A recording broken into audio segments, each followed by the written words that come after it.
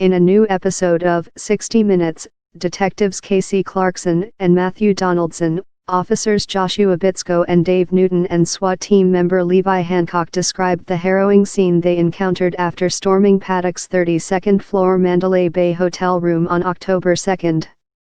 Officer Bitsko told host Bill Whitaker that when they first arrived on the scene, conflicting reports had them believing the gunman was not acting alone. "We're told that security is taking fire from a suspect on the 29th floor, he said. And that we had other officers that were identifying the suspect was in a room on the 32nd floor. So we're thinking multiple shooters at this point. Here's what we know about the shooter." Eventually, the team was able to zero in on room 159 after a hotel security guard named Jesus Campos reported that he saw about 200 rounds fired into the hallway from behind Paddocks' door. Although Paddock had barricaded the stairwell door with a piece of metal and some screws, responders were able to use a pry bar to force the door open. "I could see the suspect's door was just riddled with bullet holes coming out," he added. "It looked like Swiss cheese."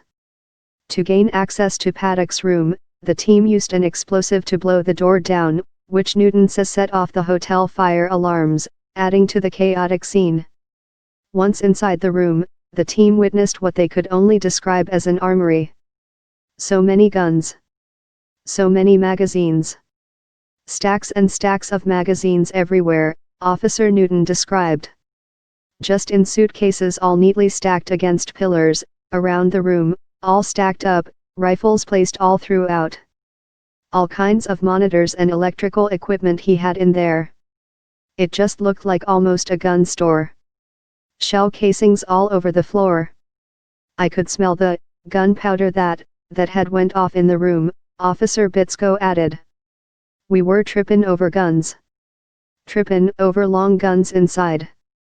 There was so many." The team also encountered one downed white male who was bleeding from the face. He was later identified as shooter Stephen Paddock.